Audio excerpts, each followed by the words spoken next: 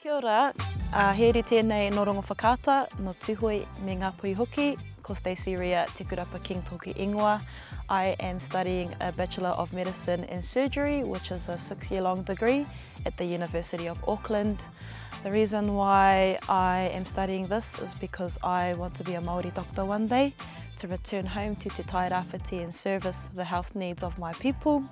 We need more Māori doctors within health roles.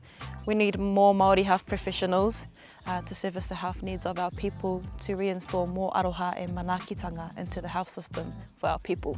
To me, Hauora Melodies is an initiative that brings together Māori health students to create a taonga for our health workforce and for all kaimahi within the health sector.